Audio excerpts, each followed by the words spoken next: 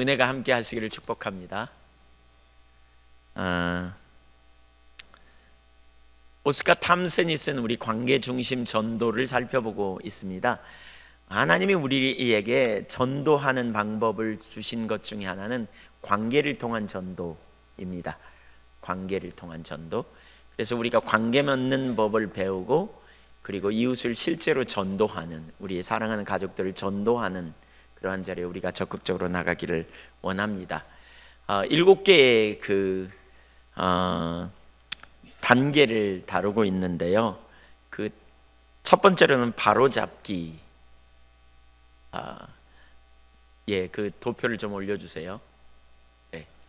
네, 첫 번째는 바로잡기고요. 두 번째로는 설문.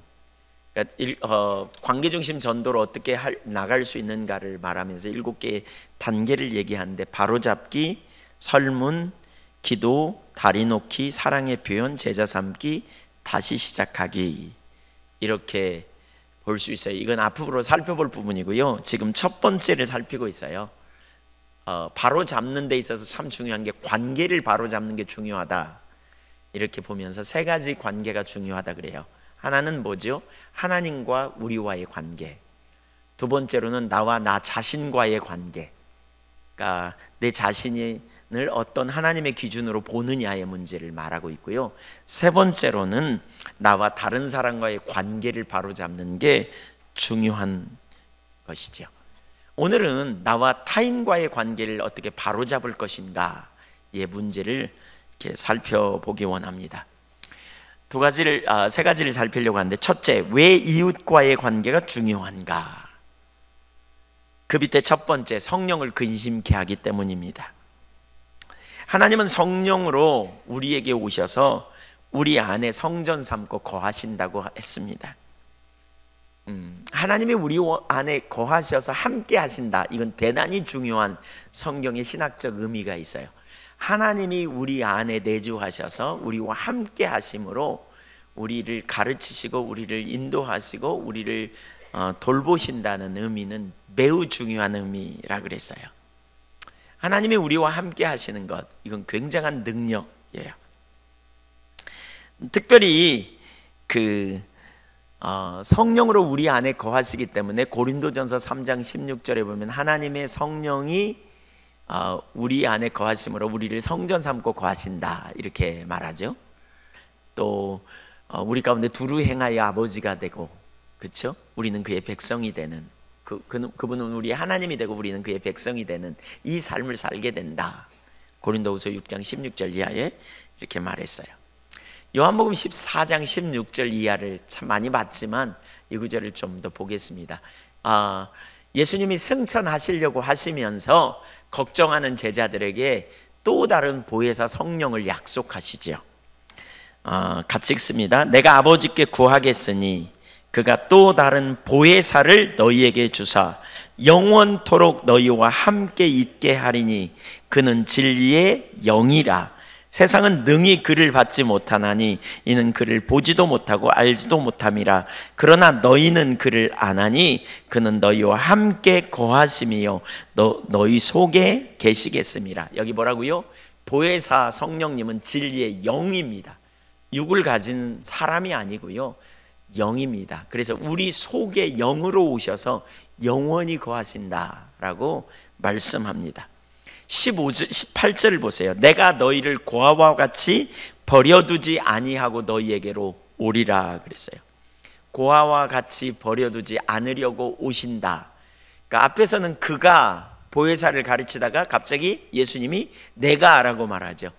그러니까 이 둘은 분리되지 않습니다. 보혜사 성령님이 오시는데 예수님이 바로 그 성령으로 우리 안에 오시겠다는 거예요. 뭐처럼 버려두지 않으려고요? 고아처럼. 그렇죠? 그러니까 고아처럼 버려두지 않기 위해 성령님이 우리 안에 오실 때 우리의 삶에 3가지 놀라운 변화가, 그러니까 일이 일어나는데 그 결과로 19절 20절을 보면서 설명하지요. 19절 봅니다. 시작. 조금 있으면 세상은 다시 나를 보지 못할 것이로되 너희는 나를 보리니 이는 내가 살아있고 너희도 살아있겠음이라. 그날에는 내가 아버지 안에 너희가 내 안에 내가 너희 안에 있는 것을 너희가 알리라. 세 가지 일이 일어나요. 첫째는 뭐냐면 영적 인식이에요. 하나님을 인식하게 된다.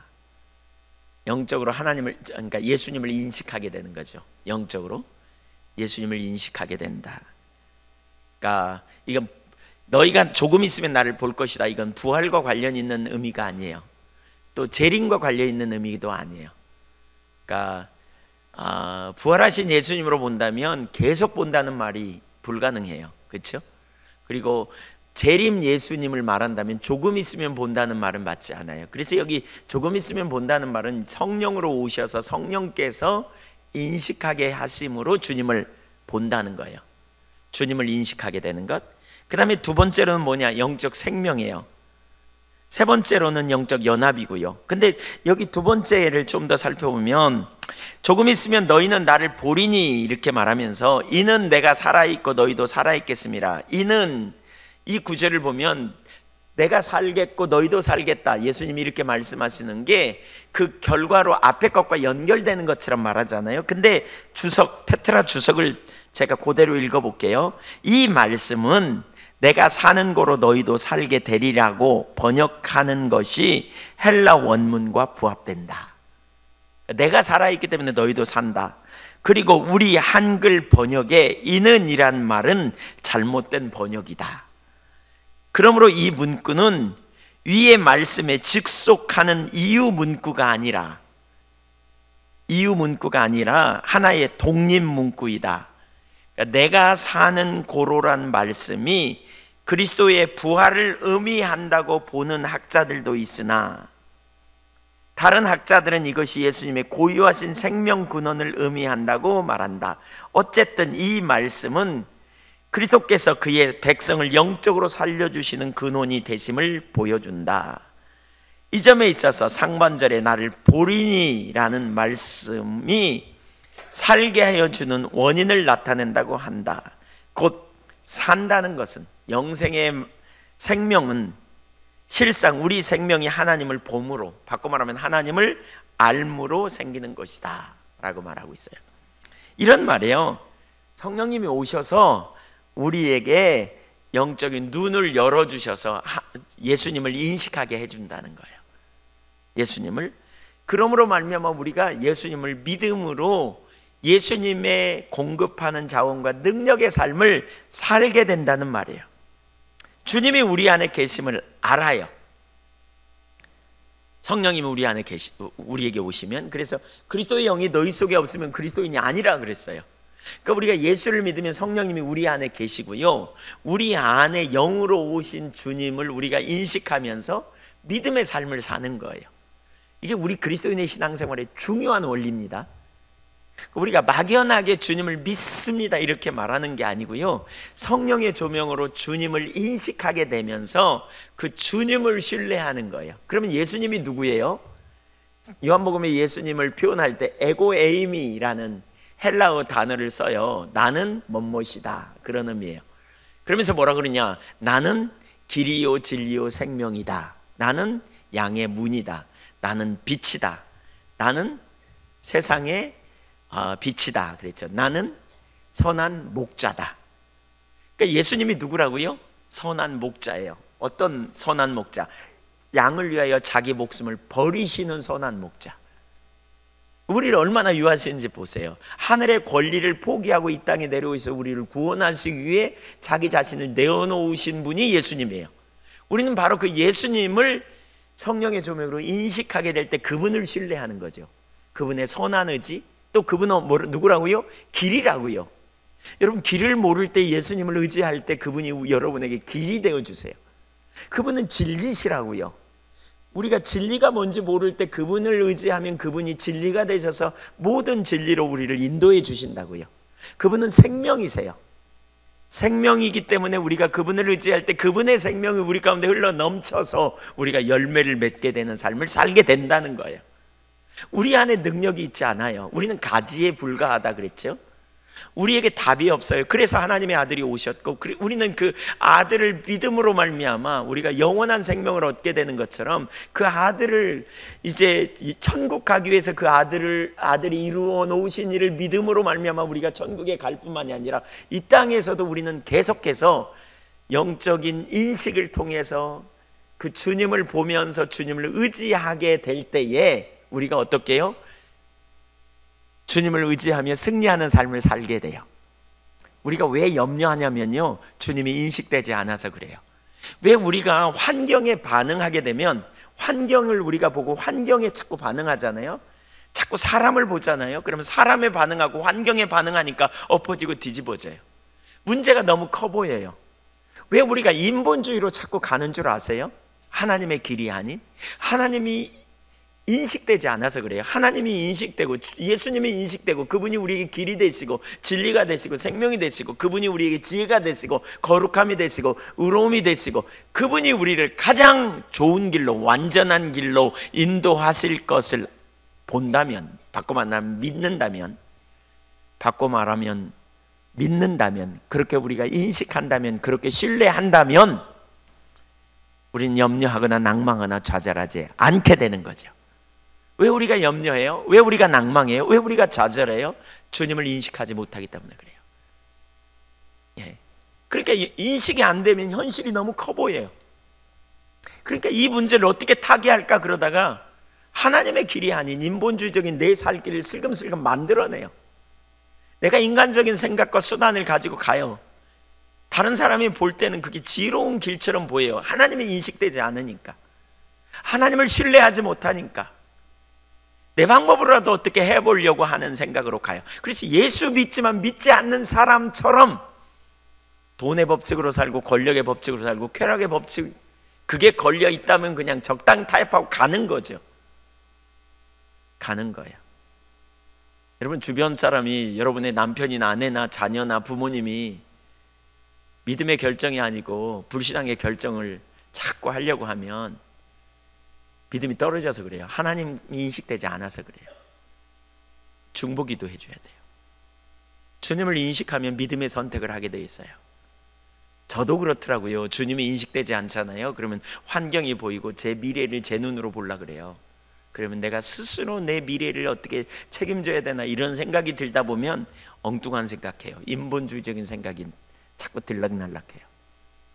근데 하나님이 인식되어질 때, 주님이 인식되어질 때, 나를 고아처럼 버려두지 않기 위해 오신 주님, 부모의 심령으로 오셔서 나에게 길이 되시고 진리가 되시고 생명이 되신, 그렇게 이끄시는 주님을, 그렇게 인도하시는 예수님을 매 순간마다 바라보고 신뢰한다면 문제가 있을 때 그 염려를 가지고 주님 앞에 가는 거예요. 있는 그대로 고백하는 거예요. 저를 도와달라고, 제게 길이 되어달라고. 이 순간에 제가 어떻게 해야 될지 모르지만 주님은 처방을 갖고 계시는 거죠. 제가 교회를 섬기면서 담임 목사로서 교회가 어떻게 가야 될지 잘 모를 때가 있어요. 어떻게 해야 될지. 그때 제가 염려하고 인간적인 방법으로 이 사람 저 사람한테 물어갖고 상의해가지고 인간적인 방법으로 가는 게 아니고요, 주님의 보좌 앞에 나아가면서 주님께 물어요. 주님의 길을 제게 알게 해달라고 찾아요. 주님을 찾고 주님을 인식하게 되면 염려가 딱 일단 내려져요. 왜냐하면 교회는 주님의 교회고요, 그리고 주님이 머리 되신 주님께서 가장 선하고 완전한 길을 예비하고 계실 것을 신뢰하기 때문에. 네. 이게 그리스도인의 삶이에요. 이게 성령에 의한 삶이고요, 이게 바로 포도나무의 삶이라고 할 수 있어요. 우리 그리스도인의 사는 삶의 법칙. 네. 나를 의지하지 않고 주님을 의지하는. 그래서 진짜 중요한 게 왜 하나님 찾으라고 막 그러냐면요, 우리가 하나님을 찾으면 하나님이 인식돼요.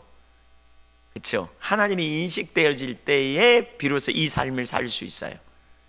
이게 지식으로만 남아있어야 아무런 의미가 없어요. 여러분, 우리가 말씀을 몰라서 말씀대로 안 사는 게 아니에요. 다윗이 말씀을 몰라서 우리 아이 안에 밧세바를 범하고 사람을 죽이고 그러지 않았어요. 알았어요. 근데 왜 그러느냐? 주님이 인식되지 않고 환경이 훨씬 커 보이고 눈에 보이는 게 훨씬 커 보여서 그래요. 예수를 아무리 오래 믿고요, 여러분의 직분이 뭐든지 상관없이 눈이 돌아가면 손살같이 인본주의가 나온다니까요. 인간적인 방법으로 풀어가려고 한다니까요. 누구든지 예외가 아니에요. 그래서 주님 찾고 주님과 친밀한 교제 가운데 있어야 된다는 말이 그런 의미예요. 친밀한 교제가 뭡니까? 주님을 인식하고 내가 주님을 신뢰하고 주님께 묻고 주님의 길을 따르기를 원하고 주님의 지혜를 따라가기를 원하고, 친밀한 교제 안에 있는 사람은 주님을 인식하기 때문에 환경에 짓눌리지 않아요. 환경에 짓눌리면서 인본주의적인 방법으로 적당히 풀어가려고 하지 않아요. 타협하지 않는다고요. 하나님이 안 기뻐하는 길이라면 기꺼이 내려요. 그렇게 되면 어떻게 내 삶에 해결책이 안 보이는데, 그럴지라도 주님을 인식하기 때문에 그렇게 하는 거예요. 왜요? 그렇게 하면 나의 길이 되시고 진리가 되시고 생명이 되신 주님께서 해결책을 내실 테니까요. 그것이 믿음이죠. 그게 구원이에요. 그게 우리가 주님을 신뢰하는 믿음 안에 사는 삶이죠. 해결책이 안 보인다고 자기 방법대로 풀어가는 건 그건 믿음이 아니죠. 그건 우리의 한계 너머에 계신 주님의 능력을 의지하고 살아가는 것이 주님의 능력으로 사는 삶인 것이지요. 그래서 바울 사도는 에베소 교회를 위해 이렇게 기도했어요. 1장 16절, 내가 기도할 때에, 에베소서 1장 16절, 내가 기도할 때에 기억하며 너희로 말미암아 감사하기를 그치지 아니하고 우리 주 예수 그리스도의 하나님 영광의 아버지께서 지혜와 계시의 영을 너희에게 주사 하나님을 알게 하시고, 하나님 아는 만큼 우리 삶에 그 능력 있는 삶이 되래요. 그래서 17절 그렇게 기도하고 18절, 너희 마음 눈을 밝히사, 영적 지각을 달라는 거죠. 그의 부르심의 소망이 무엇이며 성도 안에서 그 기업의 영광의 풍성이 무엇이며 그의 힘의 유력으로 역사하심을 따라 믿게 되는 우리에게 베푸신 능력의 지극히 크심이 어떠한 것을 너희로 알게 하시기를 구하노라. 우리 마음 눈이 열려서 우리를 부르신 부르심의 소망과 우리가 그리스도인에서 누릴 영광의 기업, 천국의 기업, 그렇죠? 하나님 나라 백성으로서 누릴 기업이 무엇인지 보게 해달라는 거예요. 그뿐만이 아니라 우리가 예수 믿게 된 건 그분의 힘의 능력으로 우리가 예수 믿게 됐는데, 그 능력이 지금도 우리 안에서 역사하시는 것을 알게 해달라고 기도하는 거예요. 그 능력이 뭐냐? 20절, 그의 능력이 그리스도 안에서 역사하사 죽은 자들 가운데서 다시 살리시고 하늘에서 자기의 오른편에 앉히사 모든 통치와 권세와 능력과 주관과 이 세상뿐 아니라 오는 세상에 일컫는 모든 이름 위에 뛰어나게 하시고, 그분의 능력이 이렇게 놀라운 능력을 가졌다는 거예요. 여러분, 이게 그리스도인의 삶이에요. 우리는 우리의 힘을 의지하지 않아요. 우리는 우리 안에 계신 주님을 의지하는 거예요. 아멘. 여러분이 믿는 예수님을 의지하시기 바랍니다. 그 예수님이 누구라고요? 길이요 진리요 생명이 되시고 지혜가 되시고 거룩함이 되시고 의로움이 되시고 구속함이 되시고요. 그 주님이 매 순간마다 우리를 붙드시고 인도하시고 우리를 유하시되 자기 목숨을 아끼지 않고 내어주실 만큼 우리를 사랑하시는 주님, 선한 목자이신 그 주님을 신뢰하는 거예요.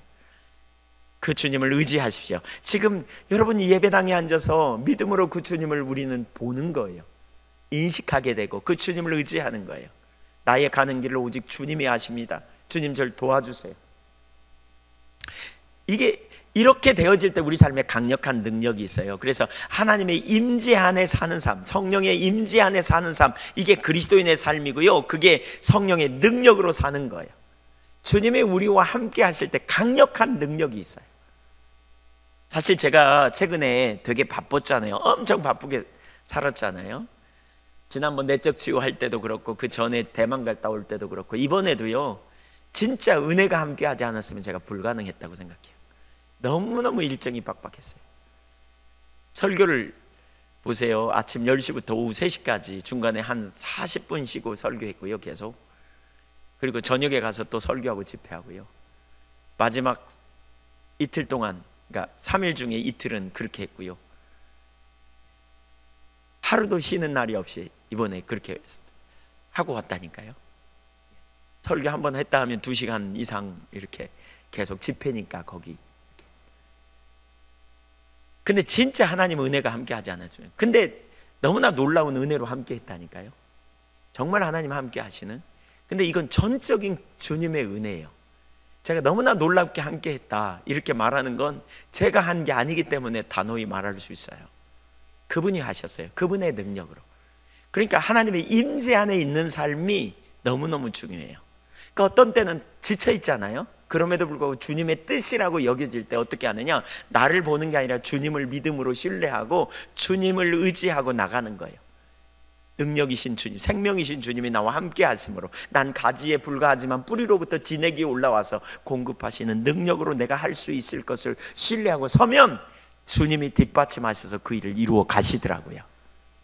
이게 그리스도인의 능력이에요.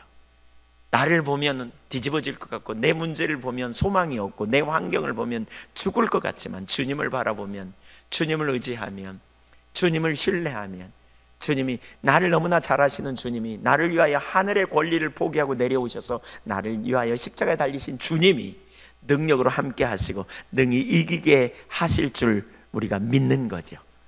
그게 바로 때를 따라 돕는 은혜를, 긍휼하심을 받는 때를 따라 돕는 은혜를 누리며 살아가는 삶이에요. 이게 그리스도인의 삶이에요. 그래서 무엇보다 우리 그리스도인에게 성령의 임재 안에 사는 것, 하나님의 임재 안에 사는 삶이 핵심이에요. 여러분, 임재를 소중히 여기시기를 축복합니다.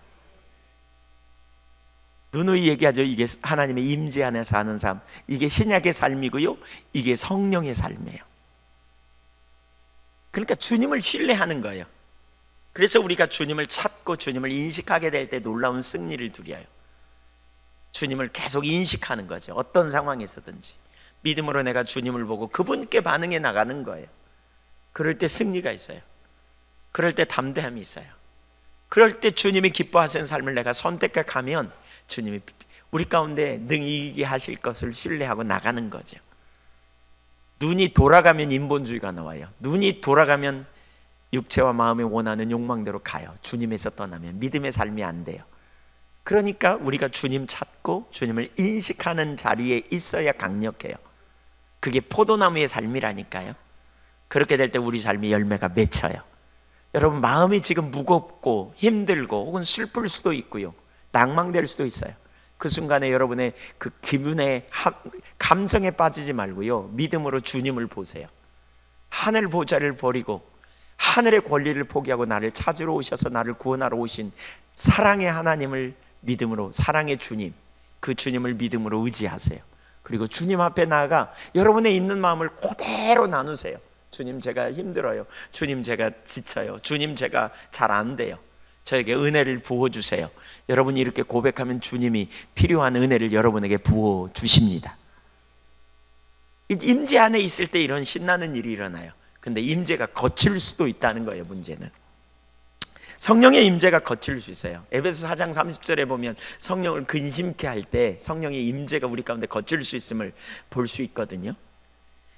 그러니까 하나님 임재가 거칠 수 있어요. 임재가 거치면요, 우리 가운데 기도가 잘 안 돼요. 깜깜해요. 찬양도 잘 안 돼요.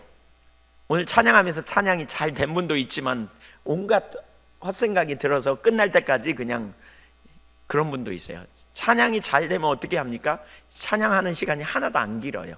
가사 하나하나에 하나님의 보좌를 바라보면서 믿음으로 주님을 높이고 주님께 동의하고 주님의 임재 안에 있기를 갈망하는 마음이 우리 가운데 부어지고, 주님 앞에서 이런 일이 일어나는데, 임재가 거치면 불러도 대답 없는 일이며 부르다 내가 죽을 일이며, 왜 그런 시 있잖아요.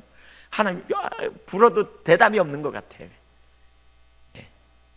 그러면 뭐가 문제인지 찾아야 돼요. 개인적으로 저는 예배가 안 되면 가만히 있지 않습니다. 하나님 앞에 뭐가 문제가 있는 것 같아요. 주님, 기도가 잘 안 되잖아요. 그러면 하나님, 제가 뭐가 문제인데요, 이렇게 찾아요. 그때 하나님이 깨닫게 하세요. 어떤 때는 죄를 깨닫게도 하고 어떤 때는 제 상태를 깨닫게도 하고, 그리고 돌이킬 때 하나님의 임재가 다시 회복돼요.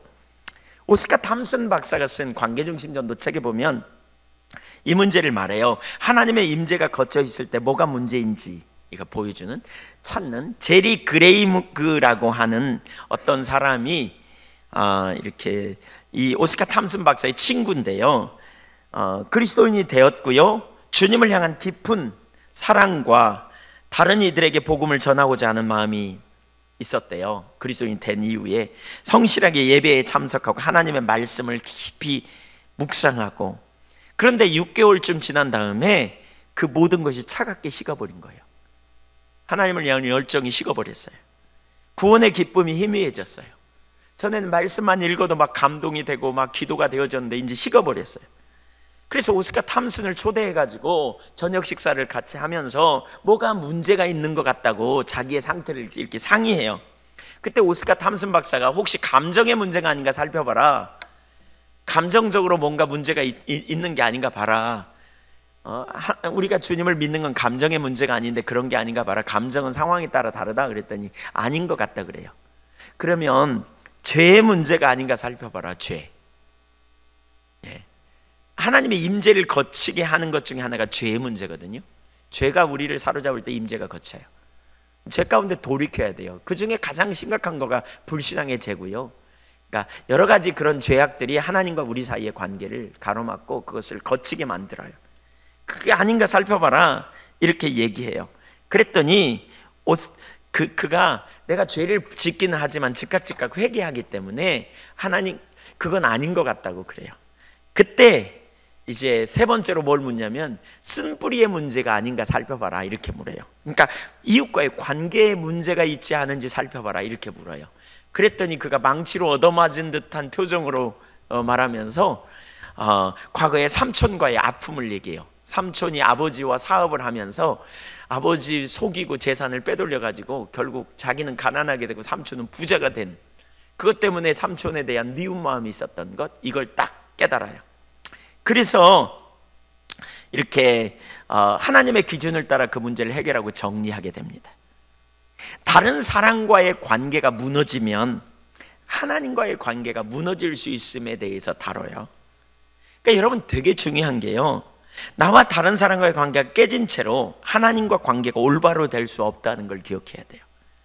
그래서 마태복음 6장에 보면 기도에 대해서 말하면서 예수님이 이 부분을 집중적으로 말씀하시죠. 6장 12절 우리가 우리에게 죄 지은 자를 사하여 준 것 같이 우리 죄를 사하여 주시옵고.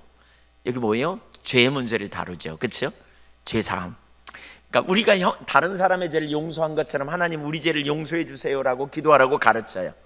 내가 다른 사람의 죄를 용서하지 않은 채로 다른 사람에게 용서받기를 원하는 것은 올바르지 않다. 14절 15절 같이 읽어볼까요? 너희가 사람의 잘못을 용서하면 너희 하늘 아버지께서도 너희 잘못을 용서하시려니와 너희가 사람의 잘못을 용서하지 아니하면 너희 아버지께서도 너희 잘못을 용서하지 아니하시리라. 사람의 잘못을 용서하면 하늘 아버지께서도 너희 잘못을 용서할 것이다. 그런데 너희가 잘못을 용서하지 않으면 하늘 아버지께서 너희 잘못을 용서하지 않으리라. 얼마나 강력해요. 베드로전서 3장 7절도 한번 읽어보겠어요. 같이 읽어보죠. 시작. 남편 자식을 따라 너희 아내와 동거하고 그를 더 연약한 그릇이요 또 생명의 은혜를 함께 이어받을 자로 알아 귀히 여기라. 이는 너희 기도가 막히지 아니하게 하려 함이라. 남편들에게 말하는 거죠. 지식을 따라, 이건 부부의 도리, 성경이 말하는 기준을 따라 아내와 동거하고 더 연약한 그릇, 생명의 은혜를 함께 이어받을 자로 여겨서 귀히 여기라는 거예요. 귀하게 여겨주라는 거예요. 귀하게. 왜냐? 너희 기도가 막히지 않도록. 그러니까 부부간의 관계가 깨지면요, 기도가 막혀요. 기도가 막히게 돼요. 하나님과의 기도가 막혀요. 부부간의 관계가 깨지면 하나님과의 관계가 깨지게 돼요. 이게 심각해요. 그러니까 기도가 얼마나 중요한, 그러니까 이게 무슨 얘기예요? 다른 말로 말하면 임재가 거친다는 거예요. 하나님 임재가 거쳐요. 그래서 여러분, 하나님과의 관계가 되게 중요한데 그게 뭐냐? 이웃과의 관계를 잘 갖는 것이 너무너무 중요해요. 그러더라고요. 한번 생각해 보세요. 예수님도 그러시잖아요. 크고 첫째 당인 계명이 뭐냐고 묻는 서기관의 질문에 예수님이 이렇게 답하죠. 마음을 다하고 성품을 다하고 뜻을 다하고 힘을 다하여 주 너희 하나님을 사랑하라. 그러면서 이게 크고 첫째 되는 계명이라고 그러면서 둘째는 첫째와 같으니 내 이웃을 내 몸처럼 사랑하라 그러죠. 하나님 사랑하는 것처럼 내 이웃을 사랑하라는 거예요. 그러니까 우리가 이웃을 서로 사랑하는 것 되게 중요해요. 깨어진 관계를 방치한 채 누워서는 안 돼요. 그러니까 하나님과 관계에 문제가 생길 때 여러분이 임재가 거칠 때 살펴봐야 될 게 내가 이웃과의 관계가 혹시 문제가 있지 않은지 살펴봐야 되고요. 또 하나님과의 이웃과의 관계가 깨지면 하나님과의 관계가 거치고요. 하나님과의 관계가 깨지면 이웃과의 관계에 어려움이 와요. 이건 반드시 함께 가더라고요. 이 두 가지 관계가 너무너무 중요해요. 그래서 부부 사이가 원만하지 않으면 하나님 앞에 드리는 기도가 문제가 생긴다는 거예요. 중요한 부분이죠. 이처럼 사랑과의 관계는 하나님과의 관계에 있어서 핵심이에요.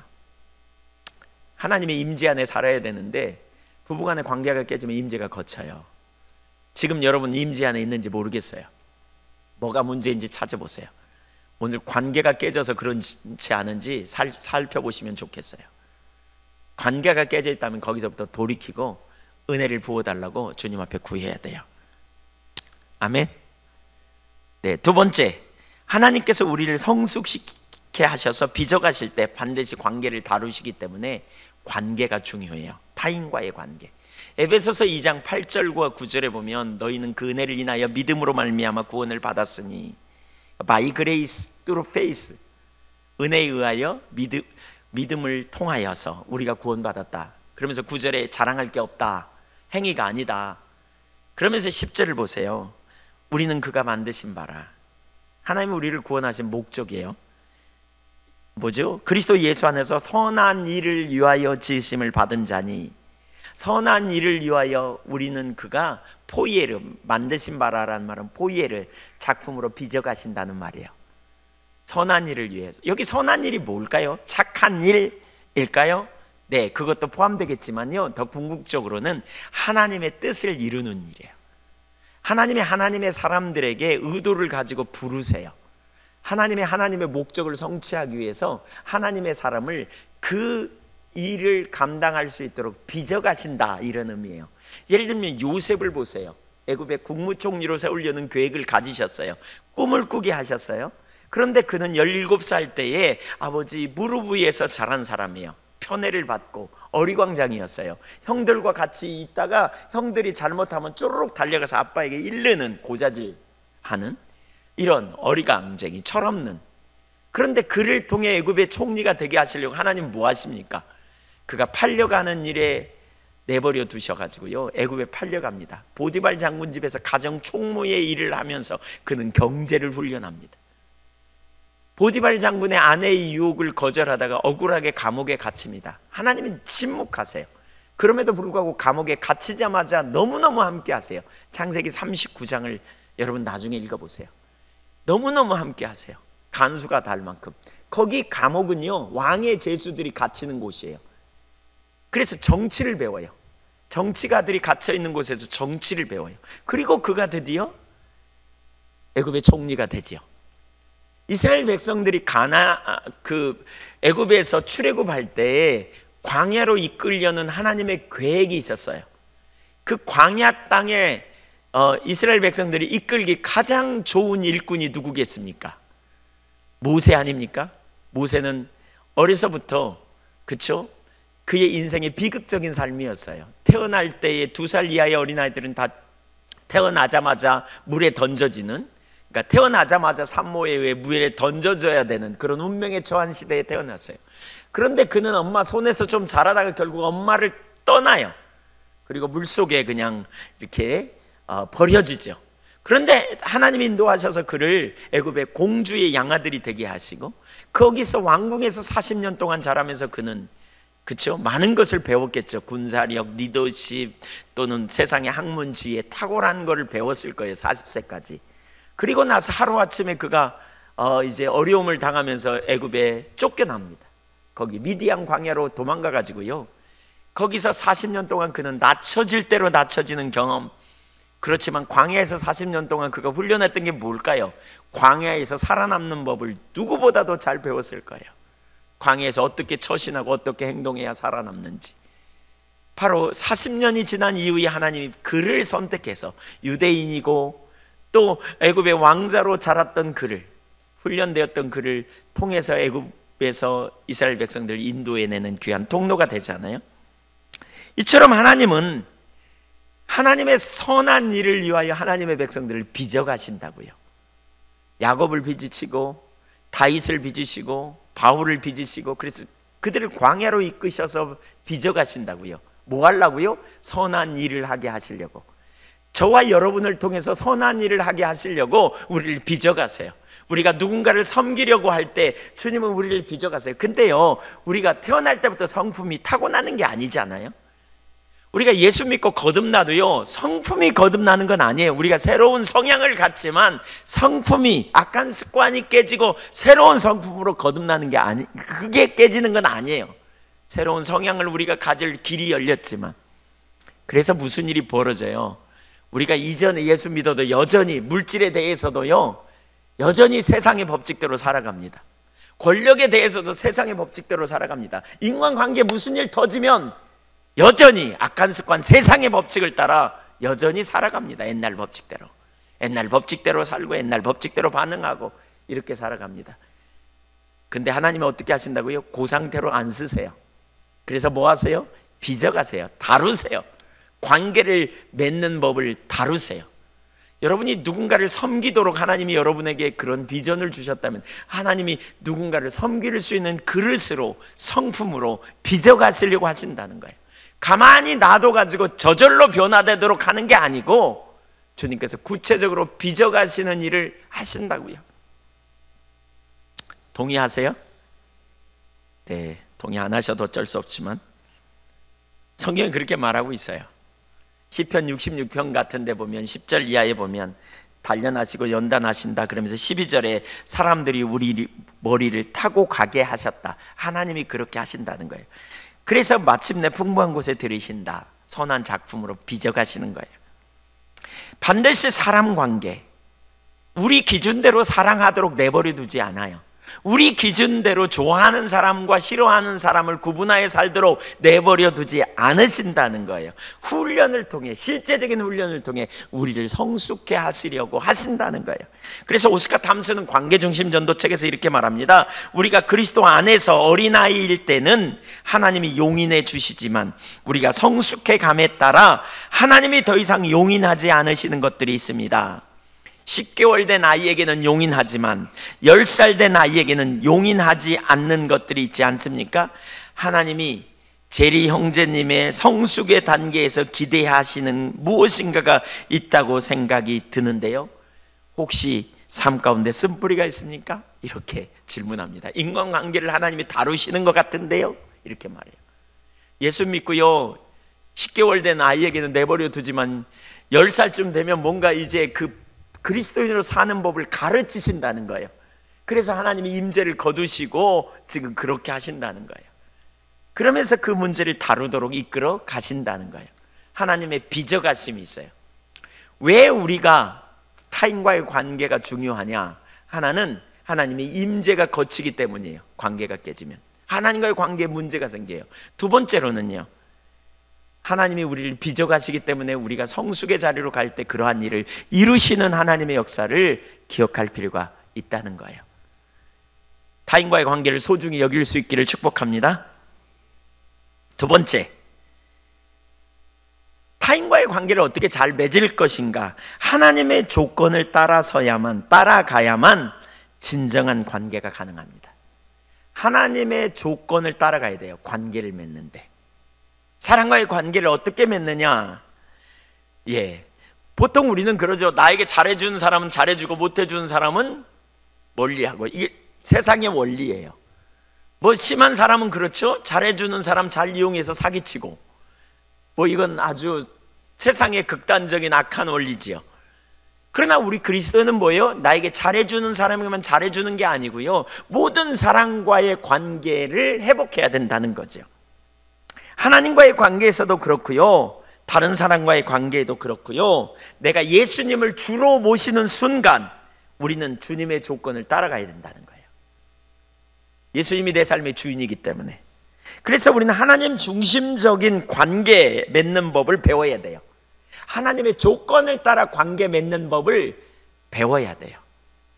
철저하게.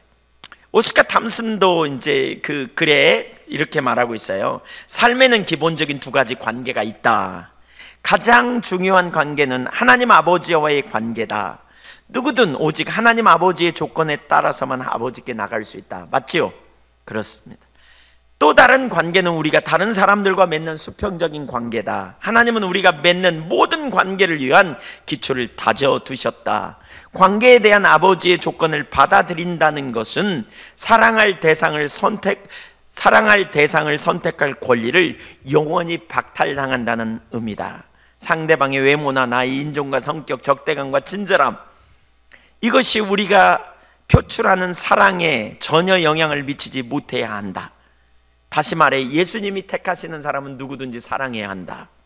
부부관계든 사업상의 관계든 어떤 사람과 맺는 관계든 상관없이 모든 면에서, 모든 관계에서 예수님이 우리의 주인 되심을 인정해야 한다.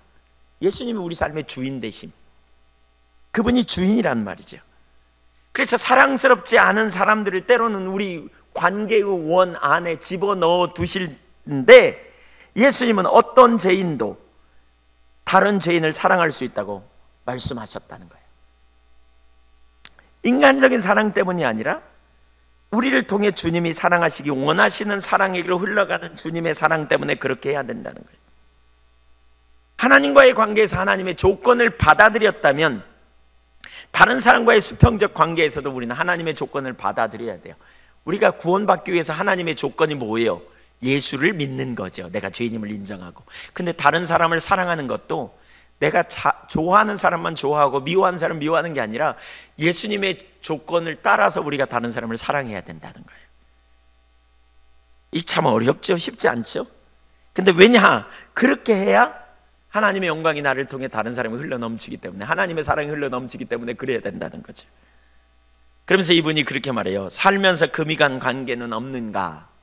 오늘 본문, 형제가 나에게 화가 나 있는 경우라도 화해하라고 그렇게 말하죠. 예물을 제단에 드리다가 네 형제에게 원망 드릴 만한 일이 생각나거든 예물을 제단 앞에 먼저 두고 먼저 가서 형제와 화목하고 그 위에 와서 예물을 드리라. 하나님의 기준으로 우리가 관계를 회복하되 적극적으로 회복해야 된다는 거예요. 예물을 드리려다가 관계가 깨진 게 생각나거든 드리기 전에 먼저 가서 화해하고 와서 드리라는 거예요. 그 재물을 주님이 그때 받으시겠다, 이런 의미예요. 그만큼 관계 회복이 중요해요. 여러분, 우리의 삶에 관계 회복을 위해 여러분 힘을 쏟으십시오. 아멘. 깨어진 관계를 회복할 마음이 있으신가요? 그 마음이 없으면 설교 그만하려고요. 해봐야 의미가 없기 때문에. 관계 회복을 위해 여러분 하나님의 기준을 따라 관계를 회복할 수 있기를 축복합니다. 자, 어떻게 회복하는가 실제적인 예를 살펴보겠어요. 네 가지를. 그러니까 우선 우리가 하나님을, 이웃을 적극적으로 사랑하라고 성경은 말하잖아요. 새 계명을 주노니 너희가 서로 사랑하라 그러잖아요. 어떻게? 내가 너희를 사랑한 것처럼 사랑하라 그러죠. 옆에 사람한테 한번 사랑한다고 얘기해 보세요. 이웃 사랑하라 그랬잖아요. 사랑합니다 얘기해 보세요. 사랑하세요? 예, 크게 좀 해보세요. 사랑한다고 얘기해보세요. 눈을 쳐다보면서 사랑합니다. 내가 주님의 이름으로 당신을 사랑합니다. 예. 사랑이 뭔데요? 사랑이 뭐예요? 눈물의 씨앗이에요? 사랑이 뭡니까? 성경은 이렇게 말하고 있어요. 예수님의 기준은 이런 거예요. 내가 너희를 사랑한 것처럼 너희가 서로 사랑하라 그랬어요. 예수님의 사랑으로 사랑하래요. 근데 예수님의 사랑이 뭐냐면 예수님은요 정죄하지 않고 대신 죽었어요. 그러니까 이제 바꿔서 해보세요. 내가 당신을 정죄하지 않고, 내가 당신을 사랑함으로 정죄하지 않고 대신 죽겠습니다. 옆에 사람한테 그렇게 하라고요. 네, 정말이냐고 물어보세요. 정말 그렇게 사랑할 수 있어요? 이게 사랑이에요. 사실 우리가 주님의 사랑으로 이웃을 사랑한다는 말이 그 말이에요. 정죄하지 않고, 예수님이 우리를 정죄하지 않으려고 오셔서 대신 십자가에 달려 죽으셨어요. 그 사랑을 보이시면서 내가 너희를 사랑한 것처럼 너희가 서로 사랑하라, 이렇게 말하고 있거든요. 이게 성경이 말하는 이웃 사랑의 기준이죠. 기준이에요. 그렇게 사랑할 수만 있다면 굉장하겠죠. 우선 그렇게 사랑해야 돼요. 근데 문제는 그렇게 사랑하는 것은 이제 당연하고요. 문제는 깨어진 관계를 어떻게 회복하느냐의 문제인데요. 깨어진 관계를 회복하는 네 가지 예를 살펴보면, 첫째, 먼저 자신의 죄를 회개해야 돼요. 따라서 보세요. 내 죄를 회개해야 한다. 네.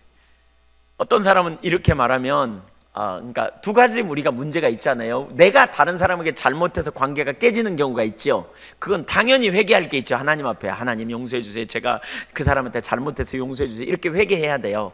근데 문제는 뭐냐면 이것만 회개하는 게 아니고요. 저 사람이 나에게 잘못했어도 내가 회개할 부분이 있어요. 왜 그러냐? 관계가 깨지는 데까지 갈 때는 벌써 뭐가 있어요? 저 사람이 나에게 잘못하면 내가 반응해요. 성질도 내고 분도 내고 그 사람에 대해서 미운 마음도 갖고 섭섭한 마음도 품고. 맞아요? 아니에요? 맞아요. 그렇죠? 그걸 회개해야 된다는 거예요. 그러니까 이렇게 말하면 이렇게 어떤 사람들이 힘들어요. 내가 뭘 잘못했는데 회개하라 그러냐고. 그 인간이 그랬으니까 내가 그렇지 이렇게 보통 말해요. 난 그럴 수 없다고. 이게 세상의 논리예요. 우리 그리스도인은요, 하나님 앞에 먼저 매번 서는 거예요. 내가 살아계신 하나님 앞에서 지금 내 상태를 먼저 보는 게 필요해요. 회개가 먼저예요. 내적 치유도요, 과거에 상처를 준 사람을 용서하기 전에 내가 먼저 그 사람에 대한 잘못된 태도와 또 그 사람에 대한 올바르지 않은 태도들, 또 올바르지 않은 마음들, 또 후욕했다면 후욕한 것들, 또 판단했다면 판단한 것들, 이걸 회개하고 나가는 게 먼저예요. 먼저예요. 내가 먼저 하나님 앞에 잘못한 걸 회개해야 진정한 용서가 될 수 있어요. 여러분, 누군가의 깨어진 관계가 있다면, 그 사람에 대해 섭섭한 마음을 품었다면, 그 사람에 대해 미워하는 마음을 품었다면, 후욕했다면 사과해야 된다니까요. 예를 들면 여러분이 누군가에게 억울한 일을 당했어요. 여러분 누군가에게 뒤통수를 한 대 맞았어요. 그러면 어떻게 해요? 세상적인 법칙은 뭐예요? 1번, 뒤통수를 나도 깐다. 2번, 뒤통수를 깔려고 하다 생각해 보니까 내가 힘이 없어서 두드러 맞을 것 같아서 까지는 못하고 다른 사람한테 전화해가지고 실컷 욕이라도 해야 된다. 3번, 이도저도 여의치 않아서 혼자 입을 뒤집어 쓰고 울면서 와신상담한다. 두고 보자 이를 갈면서 슬퍼한다. 세상적인 방법이에요. 이거 세상적인 방법이에요. 우리 그리스도인은 어떻게 합니까? 하나님 앞에 올바르지 않은 마음을 가졌던 걸 그 사람에 대해서 회개하고 끊어내야 돼요. 먼저. 이게 첫 번째예요. 그게 그리스도인의 삶의 방식이에요. 두 번째, 상대방을 용서해야 돼요. 우선 상대방이, 그러니까 내가 잘못했다면 상대방을 용서할 게 아니죠. 내가 사과해야 되겠죠. 근데 상대방이 나에게 잘못했다면 구체적으로 잘못한 것을 생각하면서 용서해야 돼요. 용서는 묵인하는 게 아니에요. 용서는 잊어버리는 것도 아니에요. 그냥 용서는 그냥 내가 생각하면 속상하니까 그냥 묻혀버리려고 하는 것도 아니에요. 용서는 구체적으로 상대편이 나에게 어떤 잘못을 했는가를 깊이 생각하고, 그럼에도 불구하고 내가 그를 용서하겠다고 작정하고요, 주님 앞에 선포하는 거예요. 누구누구가 나에게 어떤 아픔을 준 것을 내가 예수님의 이름으로 용서합니다 라고 예수님께 선포하는 거예요. 예수님 앞에서. 어떤 경우에는, 근데 이런 경우도 있어요. 조심해야 될 게, 자기가 오해해놓고 자기가 잘못해놓고 혹은 자기 혼자 오해하고는 용서한다 그래. 근데 그건 올바르지 않아요. 그러니까 그건 잘못된 것이죠. 용서가 얼마나 중요한지 몰라요. 용서는 해도 되고 안 해도 되는 게 아니에요. 우리가 받은 은혜를 생각한다면 반드시 용서해야 될 것을 성경은 가르치고 있어요. 용서하지 않으면 용서받은 자, 그 은혜를 알지 못하는 사람인 것처럼 성경은 말하고 있어요. 예를 들면 마태복음 18장에 1만 달란트 빚진 자의 비유를 얘기하거든요. 1만 달란트 탕감받은 자, 어떤 사람이 임금에게 1만 달란트를 탕감받았어요. 그리고는 밖에 나왔어요. 근데 자기 앞에 100다나리온, 자기의 빚진 사람 찾아가가지고 너 왜 내 빚 안 갚아? 멱살을 잡고 씨름하다가 나중에 갚을게, 좀만 기다려달라 그랬더니 잡아다가 끌어다가 실컷 두드려 패고 감옥에다 집어넣었어. 그 말을 임금이 들었어요. 그래서 다시 잡아오라고 그래가지고, 너 내가 그렇게 많이 탕감했는데 그거 하나 탕감 못해? 그리고 감옥에 쳐넣는다는 거예요. 그렇게 말씀하면서 주님이 이렇게 우리가 탕감받은 자로서 형제에 대해 용서해야 될 것을 말씀하세요. 여기요, 100데나리온이 얼마나 되냐면 101분의 1당이에요. 한 데나리온이 한 사람, 성인 남자 한 사람이 일한 일당이에요. 그러니까 100 데나리온도 적지 않은, 석 달 열흘 월급인데 적지 않은 분량이에요. 그러면 1만 달란트는 얼마냐? 예, 한 달란트가 6천 데나리온이에요. 한 달란트가. 근데 1만 달란트 해보세요. 6천 데나리온이라니까요. 그러니까 100 데나리온에 비교해 보세요. 얼마나 차이 나는가. 한 달란트는요, 그 당시에 순금 34kg에 해당되는 분량이래요. 금 34kg. 한 돈이 3.75. 아니, 그런가요? 예. 하여튼 뭐 3.75g? 네. 근데 34kg면 얼마나 많아요. 그 당시에 그 주석책에 보니까 이렇게 말하더라고요. 1만 달란트는 오늘날의 통화로 말하면 10억 달러에 해당된대요. 유대에서 1년 세금이 800달란트가 거쳤으니까 유대 나라 전체에서 1년 세금 거친 게 800달란트예요. 그런데 1만 달란트 빚졌다. 도저히 개인적으로는 갚을 능력이 없는 거예요. 어마어마한 숫자예요. 천문학적인 숫자. 우리가 탕감받은 정도가 어느 정도로 말하고 있는지 성경이, 예수님이 우리가 영원한 지옥에 가야 될 인생, 영원한 소망이 없는 인생인데 우리의 죄를 사함받은 구원의 감격과 기쁨을 아는다면 우리는 우리에게 작은 잘못을 한, 적지 않은 잘못일 수 있어요. 100데나리온이니까 그 잘못을 저지른 사람을 용서할 수 없냐는 거예요. 용서해야 된다는 거예요. 이처럼 상상할 수 없는 정도의 용서를 받은 사람으로서 우리가 형제의 죄를 용서 못하는 것은 올바르지 않다는 거예요. 그러면 적극적으로 형제의 죄를 용서하는 자리에 나설 수 있기를 축복합니다. 제리, 이 사람은 믿음의 선택을 합니다. 용서는 의무나 감정의 그러니까 용서는 의무예요. 용서에는 두 가지가 있어요. 감정적인 용서가 있고요, 의지적인 용서가 있어요. 의지적인 용서는 금방 될 수 있어요. 그러나 감정은, 정서적인 용서는 상당히 시간이 걸려요. 근데 없어질 때까지 계속 그런 자리에 갈 필요가 있어요. 계속 용서해야 돼요. 하나님 앞에 회개하고요, 두 번째는 상대편에게 죄를 용서한다고 선포하세요. 믿음으로 선포하세요. 예수님의 이름으로 누구누구의 죄를 용서합니다. 이렇게 선포하세요. 아멘. 하나님 앞에 중심의 용서를 선포하고요, 그 결과를 받아들이는 거예요. 우리가 할 일을 하는 거예요. 세 번째, 상대방에게 용서를 구해야 합니다. 어떤 사람은 그렇게 말할 수 있어요. 예, 그렇게 해야 돼요? 내가 뭐 잘못했다고 용서해요? 용서를 빌어요. 난 잘못한 거 없어요. 난 빌 거 없어요. 이렇게 말해요. 세상에서는 말도 안 되는 말이죠. 그러나 우리는 하나님의 조건을 따라 사는 사람인데요, 우리가 잘못한 부분에 대해서 용서를 비는 거예요. 이게 하나님의 방법이에요. 제리의 예를 좀 들어볼게요. 이분의 삼촌에게 편지를 써요. 그러니까 그 오스카 탐슨이 삼촌과 깨진 관계를 삼촌도 알고 있냐고 그랬더니 알고 있다고 그래요. 그러니까 어떻게 하면 좋겠냐, 어떻게 할 거냐고 그랬더니 제가 편지를 쓰겠습니다, 이렇게 말하고 편지를 보내요. 이렇게 썼어요. 근데 이게 중요해요. 보세요. 친애하는 벤 삼촌께, 오랜 세월 저는 삼촌에 대해 안 좋은 마음을 품고 있었습니다. 하지만 저는 예수 그리스도와 새로운 관계를 맺었고 그분은 이런 제 마음을 용납하지 않으실 겁니다. 제가 삼촌에게 가졌던 좋지 못한 태도를 용서해 주시기 바랍니다. 이렇게 편지를 썼어요. 보세요. 제리는 어떻게 했어요? 삼촌이 그때 왜 우리 아버지의 재산을 가로챘냐고요, 이렇게 말하지 않았어요. 어떤 사람은 화해해가지고 가서 그래요. 왜 그때 그랬냐고요. 잘잘못을 따져봅시다. 이렇게 나가는 것은 화해하자는 거예요? 싸우자는 거예요? 예, 싸우자는 거죠. 더 싸우고 말아요. 이게 세상의 방법이에요. 그런데 우리 그리스도인은요, 그 잘못한 것에, 그 사람의 잘못에 대해 내가 용서를 선포했기 때문에 그 나머지는 그냥 주님께 맡기는 거예요. 이게 되게 중요해요. 여러분, 하나님이 눈이 먼 분이 아니에요. 하나님 모르시는 분이 아니에요. 하나님이 여러분이 억울한 거, 여러분의 그 상한 마음 모르시는 분이 아니에요. 다 아세요. 그러니까 나머지는 주님께 맡기고요, 주님 앞에 가는 거예요. 그리고 주님께 맡기고요, 내가 잘못한 부분만 사과하는 거예요. 지금 여기 벤처럼, 여기 뭐죠? 제리처럼 벤 삼촌을 내가 섭섭한 마음 품은 거 용서해달라고 사과하잖아요.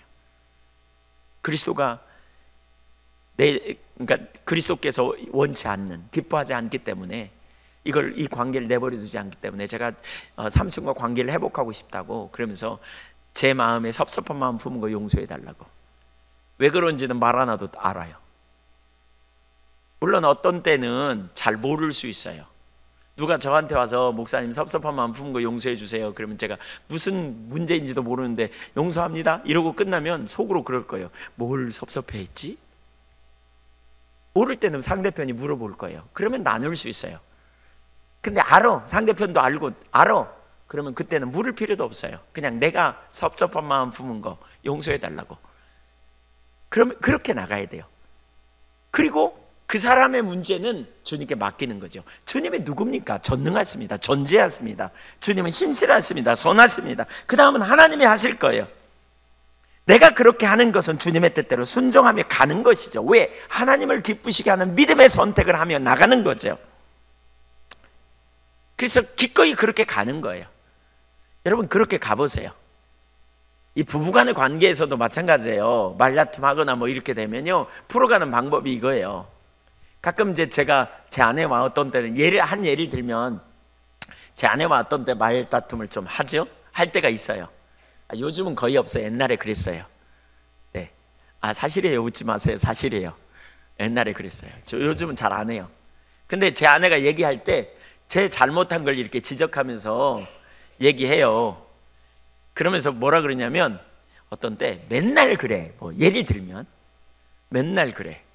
그러면 이제 저는 잘못한 걸 인정하려고 그러다가 맨날 그래. 그러면 맨날? 이제 이거 갖고 꼬투리 잡는 거죠. 언제 내가 맨날 그랬냐고. 이제 이러면서 성질을 내요, 이제.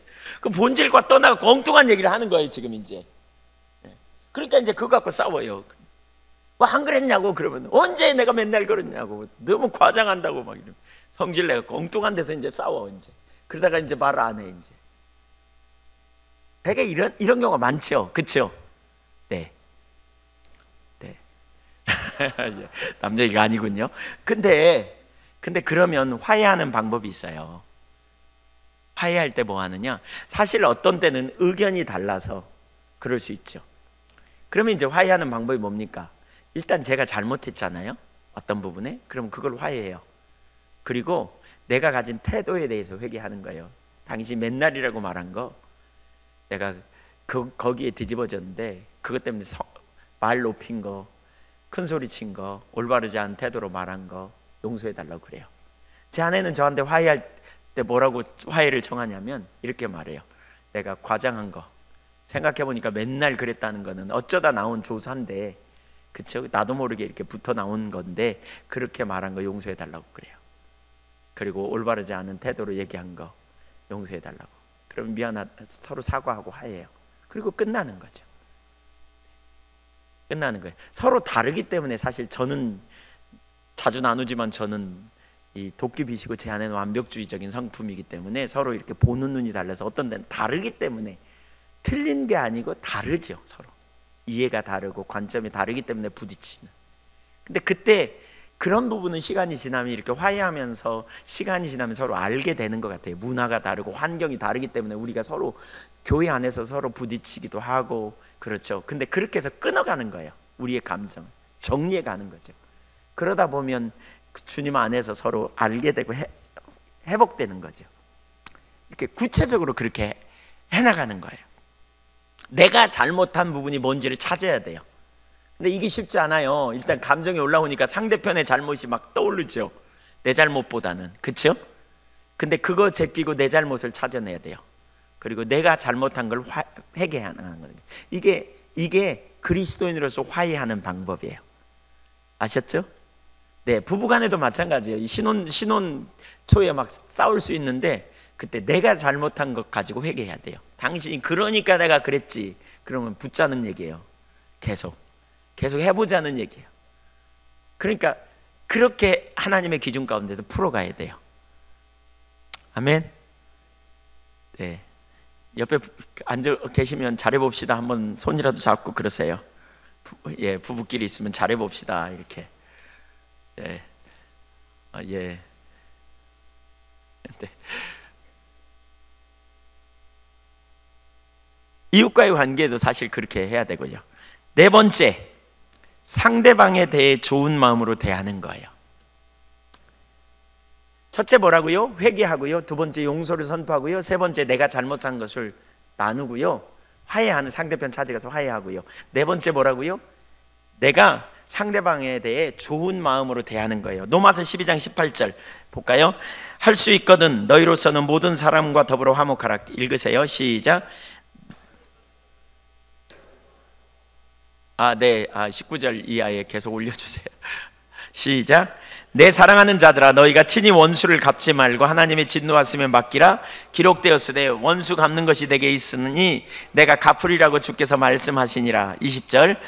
내 원수가 줄이거든 먹이고 목마르거든 마시게 하라. 그리함으로 내가 숯불을 그 악에게 머리에 쌓아 놓으리라. 21절. 악에게 지지 말고 손으로 악을 이기라. 20절을 보세요. 20절. 원수가 줄이거든 먹이고 목마르거든 마시게 하라. 이런 태도를 취하라는 거예요. 사람들에게 좋은 마음으로, 진짜 내가 진짜 사랑하는 마음으로 상대편을 섬기라는 거예요. 내가 사랑하는 사람에게 하는 것처럼 상대편에게 그런 마음으로 접근하라는 거예요. 네, 과거에요, 얼마 전에, 아니 꽤 오래전에 예양교회 어떤 초신자 한 분이 이렇게 오셨어요. 지금은 이제 그분 예양교회 안 나오세요. 그때 무슨 일이 만났어요. 그래가지고 막 억울해 죽겠다는 거예요. 그래서 용서하셔야 된다고 제가 그랬어요. 그랬더니 이 구절을 읽어줬어요. 용서해야 된다 그러면서 여기 봐라, 20절을 봐라. 하나님 이렇게 말하고 있다. 19절 20절 원수 갚는 걸 내게 맡기라 그랬다. 그리고 이렇게 하라 그랬다. 그랬더니 그분이 막 나와서, 초신자인데 밤마다 나와서 기도하더라고요. 막 부부가 막 열심히. 그러더니 어느 날 찾아왔어요. 기도해도 안 되지 않냐고. 그래서 뭐가 안 되냐고. 그랬더니 여기 보니까 네가 숯불을 그 머리에 쌓아 놓으리라 그랬는데 숯불이 안 쌓지지 않냐고. 그래서 제가 그랬죠. 그 마음으로 하니까 안 되는 거라고. 바로 그게 문제라고. 결국은 나중에 그랬더니 더 이상 안 하더라고요. 기도도 안 하고 그냥 신앙생활도 흐지부지하고. 원수 갚게 해달라고 나와서 기도했다는 거예요. 밤마다 원수 갚으리라고 맡기라고 그랬는데 하나님 해주십시오. 근데 왜 안 하냐는 거예요. 무슨 사고라도 하나 터지고 무슨 일이라도 있어야 될 텐데. 이런 정신 가지고는 안 되는 거죠. 진정한 용서, 진정한 축복, 이런 자리에 가야 돼요. 내가 상대방의 용서를 구하는 과정에 관계가 회복된다면 중요하지만 상대방이 받아들이든지 안 받았든지 상관없이 나는 상대방이 최대로 좋은 마음으로 대하는 거예요. 옳지 않은 마음을 가지고 있으면 관계가 깨뜨려지기 때문에 우리가 그렇게 가는 거예요. 네. 적극적으로 여러분 그렇게 서기를 축복합니다. 근데요, 어떤 분은요 자꾸 찾아와요. 자꾸 찾아가지 마세요. 누군가의 관계를 화해했는데 또 섭섭하거든? 그러면 또 1번부터 해가지고 2번하고는 3번 가서 섭섭하게 생각해서 미안하다 그래. 그러면 여러분 자꾸 누군가를 찾아오면, 누군가가 와서 여러분한테 섭섭하게 생각해서 미안하다고 자꾸 얘기하면 관계가 회복되겠어요? 깨지겠어요? 징하다, 속으로 이런 생각이 안 들겠어요? 네, 깨져요. 그러니까 첫 번째, 두 번, 같은 사람에게 같은 문제가 있으면 첫 번째, 두 번째 하고요, 세 번째 혼자서 처리하세요. 혼자. 그리고 네 번째를 자꾸 하세요. 상대방에게 잘해주고 좋은 마음으로 축복하고요. 맨날 용서해달라고 미안하다고 그래놓고는, 그러면 상대편이 사람 우습게 보이기도 하고요. 문제가 생겨요. 그러니까 자꾸 가지 마세요. 자꾸. 너무 자주. 속으로 처리하는 거예요. 관계가 너무 중요해요. 우리의 기도를 통해 하나님의 사랑이 흐르기 원한다면 그들을 향하는 우리의 관점부터 변해야 돼요. 그것이 올바르지 않았다면 회개하고 용서를 구하는 자리에 가세요. 여러분 실제로 해보세요. 오늘 설교 들으면서 나는 깨어진 관계가 생각이 났다 그러면 손 들어보실래요? 네. 네. 네. 솔직히 손 들어보세요. 손 많이 안 드시는데 깨어진 관계, 회복해야 될 관계가 있는 것 같다 이러면 손 들어보세요. 네, 손이 훨씬 더 올라갔어요. 네, 한 번 더 물어보면 더 많이 있을 것 같기도 한데, 자, 정말 중요한 게 여기 있어요. 뭐냐? 지금 해야 돼요. 오늘 해야 돼요. 미루지 마세요. 오늘 집에 가셔서든지 예배 마치기 전에도 괜찮아요. 여러분 상대편에도 회개하고요. 그러니까 올바르지 않은 마음 가졌던 거 하나님께 회개하고요. 용서하세요. 예수님의 이름으로 용서를 선포하세요. 그리고 할 수 있다면 여러분 편지를 쓰든지 메일을 쓰든지 아니면 문자를 보내든지 여러분이 잘못한 걸 사과하세요. 실제로 해보세요. 그 교회 안에 지체일 수도 있고요, 밖에 있을 수도 있는데 실제로 여러분 해보세요. 그리고 정말 주님의 마음으로 여러분 나가서 그렇게 해보세요. 여러분 안에 성령으로 임재하신 주님께서 여러분에게 그렇게 나가려고 할 때 능력을 부어주실 거예요. 은혜를 부어주실 거예요. 그래서 능히 감당할 수 있도록 하나님이 새 힘을 부으셔서 여러분으로 능히 이기게 하실 거라고 믿습니다. 믿음으로 해보세요. 나중에 해야지 미루다가 언제 한 몇 년 후에 또 이 설교 들으면서 아이고 이제 해야지 그러다가 또 미루다가 그다음 주님 앞에 가는 날까지 미루면 안 되고요. 오늘 하세요. 아멘. 아, 왜 대답 안 하세요? 그렇게 하시겠죠? 네. 하실 수 있기를 축복해요. 실제적으로 해보세요. 주님 앞에 나가서 여러분 주님을 기쁘시게 하는 신앙은, 우리 신앙은 뭐예요? 살아계신 하나님을 인식하면 하나님의 뜻대로 선한 일을 하는 거예요. 그리고 그 필요한 은혜는 주님이 부어주실 것을 신뢰하고 가는 거죠. 그렇게 하면 내가 바보 될 것처럼 느낄 수도 있어요. 상대편이 잘못했는데 그러든지 말든지 내놓으세요. 여러분 그렇게 나가세요. 그렇게 가보세요. 하나님이 모르시지 않아요. 하나님이 결산하세요. 저는 개인적으로 그렇게 가는 경험을 통해서 정말 놀라운 회복을 되게 많이 경험했어요. 제가 그런 얘기 많이 나눴잖아요. 그때마다 하나님이 머리를 드시더라고요. 하나님이 그 사람 앞에서 내 머리를 들어놓으세요. 그런 경험 정말 많이 경험했어요. 반드시 하나님이 우리 머리를 드세요. 제가 여러 번 그런 경험했잖아요. 나눴잖아요. 언젠가 제가 설이 그 목회 막 시작하고 정말 힘들고 어려웠을 때 어떤 분이 정말 저를 힘들게 했던 어떤 목사님이 계셨어요. 원래 가해자는 몰라요. 피해자만 알아요. 그분은 저한테 전혀 그런 마음이 없는데 저는 그분을 보면 마음속이 되게 불편했어요. 저한테 이렇게 20년이 지난 어느 날, 한 20년 넘었나? 하여튼 한 2, 3년 만에 어느 날 제가 그분을 만났어요. 그분이요, 이 설교 들으실라 뭐 들어도 괜찮지만 하여튼 오살리 채자실 거기 기도원 거기 가서 제가 그 설교했어요. 그때 추석 특별성의 강사로 가가지고 설교했어요. 거기 엄청 넓잖아요. 굉장하더라고요. 그 불빛도 막 앞에 쐬서 누가 앉아있는지도 안 보일 만큼, 또 앉아있다 그래도 사람 찾을 수도 없을 만큼 큰. 근데 거기서 집회하고요, 나오는데 전화 왔어요. 그분한테 만나더니 막 그분이 그러는 거예요. 어쩜 이렇게 달라졌냐고, 그냥 어쩜 이렇게 변했냐고, 불의 종 신유의 종이 됐냐고. 그래서 제가 속으로 웬불 그랬죠. 저희 딸이 같이 갔는데 제가 나오면서 막 우리 교회 집회 좀 한번 와달라고 그러면서 막 저를 그러지. 제가 나오면서 막 소리를 쳤어요. 왠 줄 아세요? 하나님이 내 머리를 드셨다. 사실 개인적으로 굉장히 무시당했거든요. 굉장히 인격적으로 아주 아픔을 경험했거든요. 근데 그분 앞에서 하나님이 저를 절대로 무시 못하도록 그분 앞에 저를 높여주시는 경험. 여러분 하나님이 모르시는 줄 아세요? 하나님 다 아세요. 하나님 여러분의 상황, 여러분의 모든 환경 다 아세요.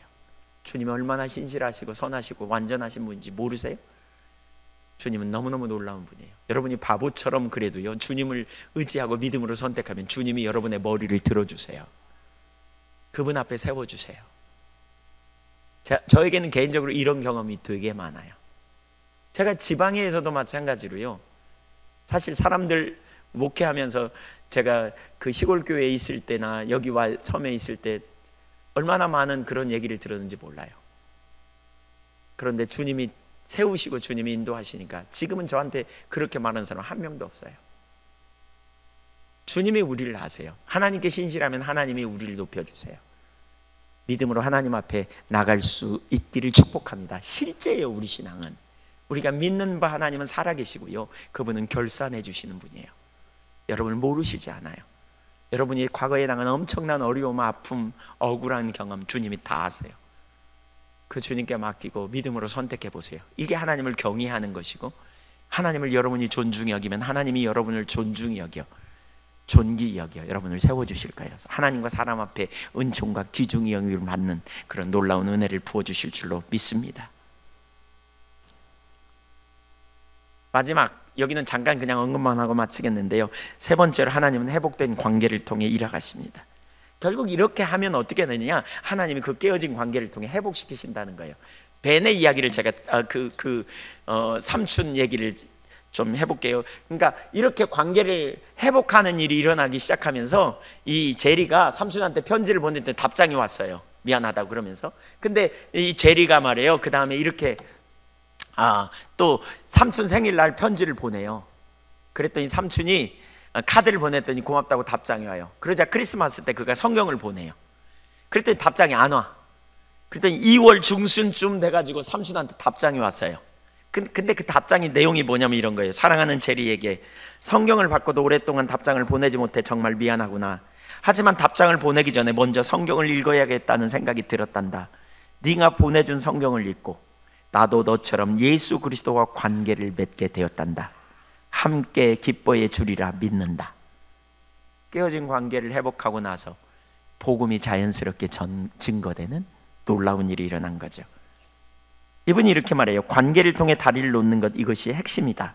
직장이든 가정이든 그 누구든 누군가와 마주치게 된다면 그건 당신을 통해 관계의 원에 있는 그 사람을 사랑하고 그 사람에게 다가가고 그 사람의 필요를 채워주기 위해 하나님이 환경을 움직이실 것임을 기억하라. 사람들은 좌절하고 화내고 온갖 문제와 분노에 휩싸여 있다. 그들에게는 바로 당신이 필요하다.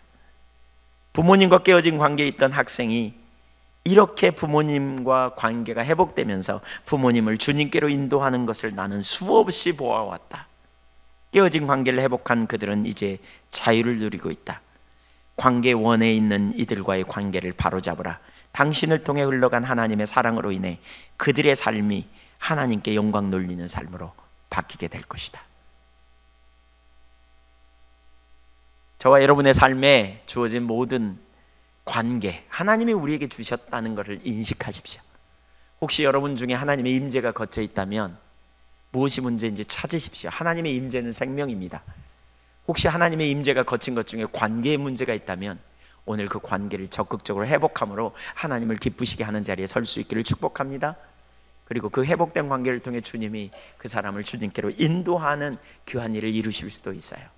사랑으로 섬기기로 작정하고 적극적으로 이웃과의 관계를 위해 믿음으로 나갈 수 있기를 주님의 이름으로 축원합니다. 같이 기도하겠습니다.